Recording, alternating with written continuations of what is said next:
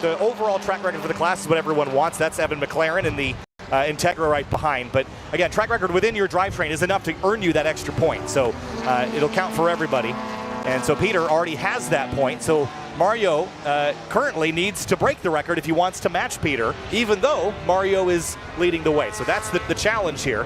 It's all going to come down to podium sprint anyways, but you can, again, with the difference in points, it's 25, 21, 18, 16. So if you can earn another point, you can close that gap up a little bit. So the gap in Club TR, though, is relatively small. It's only 0.4 of a second. You compare Street GT, and Street Mod, and we're talking 1 second plus gaps through the class right now.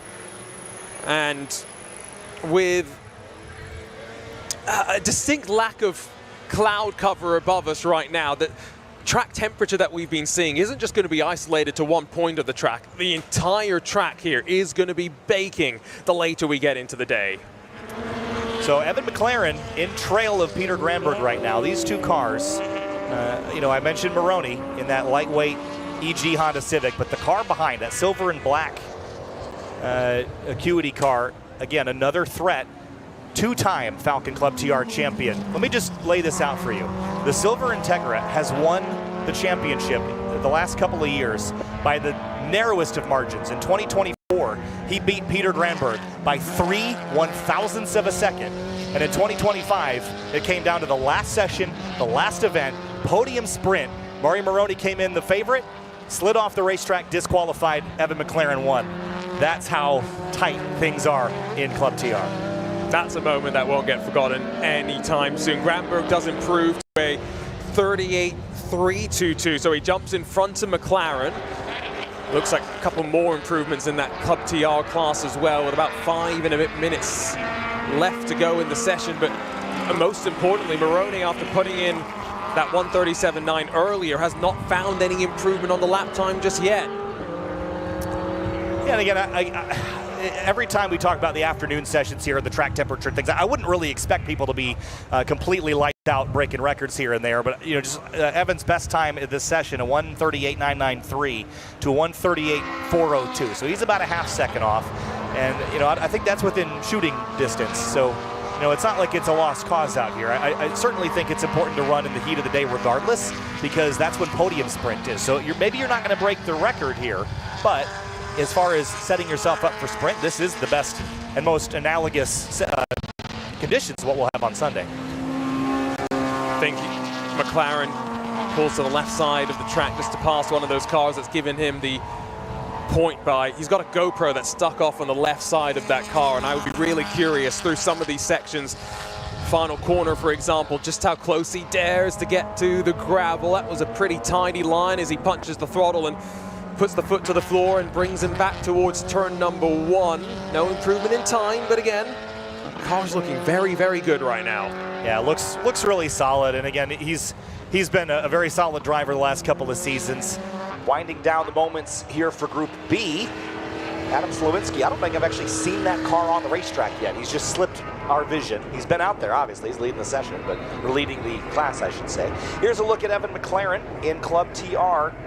Reigning champion 2 years in a row. In 2024, won the championship by 3/1000ths of a second, and last year it came down to the wire on the last lap of the podium sprint. And Evan McLaren was your winner by the thinnest of margins 2 years in a row. And look at him tossing that thing into turn 6.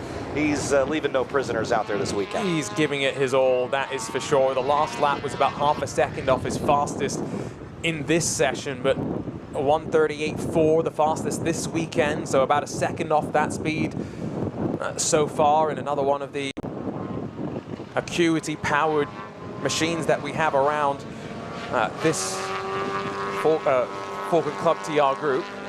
Ryan Matthews just zipping by us on his scooter. He's he would be in Group A, I believe, but I did not see him actually. Yeah, he's going to be up next in Group A. But anyway, there's Evan McLaren on the backstretch here. Front-wheel drive Acura Integra. This car has been so strong, but he's only P5 at the moment. He qualified into sprint by 0.2 of a second over James Houghton. And that's the other thing. I've not seen that 330 car on track yet either. So You know, James was out there earlier, but haven't seen him since. So is the cut line sorted yet for tomorrow's final competition? He did go out there and run a lap, but again, about a second off pace, and so I wonder if he's just pulled it back into the pit lane and decided, you know what, there's no actual point. I've got a sense for what the conditions will be tomorrow if I do make it into the podium sprint, but I've got to focus on tomorrow morning now and hope for some dry running, a good track, and the opportunity to improve on Sunday morning. Patrick Harvey in the 482 got his fist out the window. He's headed back to the pit lane. No checker just yet.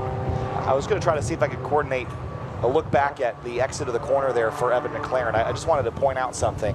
We'll see if we can wire it all together. But Patrick Harvey on the podium at CMP. Comes into the weekend still in the top 3 in the championship standings in the NCMX5. And he's a little ways out. Peter Granberg has been stuck out there the entire session. And hopefully whatever he broke is fixable. Well, it looks like he just pulled straight there and tried to stay out of the way, which is exactly what the rest of his competitors will want. Maybe an electrical gremlin or something along those lines to get work together. So Evan McLaren just left turn 2. I don't know if he's still digging, but I wanted to go back as we get the checker flag here and take a look at the exit of turn 2 just a moment ago. Watch the left front tire. There's that big slide there. And I don't know if this is the same moment I was thinking of, but right here too, drops the wheel. He's just pushing so hard. And then a little bit later, the next lap, leaving turn 2, comes out on the exit of the corner and actually hits the blunt end of the curb.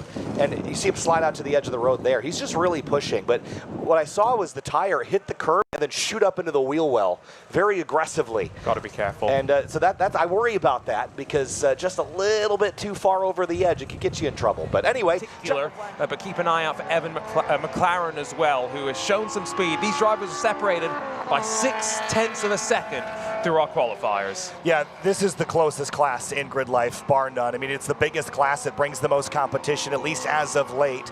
And, you know, to no surprise, Evan McLaren has won the last couple of championships by the tiniest of margins in grid life history. 3 1,000ths in 2024, and then in 2025, defeated Mario Moroni in a last lap battle in podium sprint at Pittsburgh International Race Complex. And he's almost off course. Moroni spins at turn 9. Well, all 4 wheels off, and that's going to mean he's got to head back to the pit lane, I believe. But now as he rejoins the track, is he going to interrupt Jeremy Bailey at all, who slips through? And that is more trouble for Moroni in what's been a difficult couple of days. Yeah, that's going to be a disqualification as well. 4 tires off, and you're out. Oh, and issues for Peter Granberg. The BRZ, the white, blue, and pink wheels. So, wow, what an eventful podium sprint session we are seeing here. Wow, that's tough for both of those drivers. Now, if you drive off the racetrack, you sometimes are allowed to keep your time. And for Evan McLaren as well. 3 of 5. I've never seen anything like this. And that looks to be a technical issue because he's pulled straight into one of the marshal posts behind effectively a barrier, and so trying to stay out of the way. Moroni returns to pit lane as Stan Feingold in the Toyota 86 sets the fastest time, but it's now a battle between him and Jeremy Bailey in the FRS.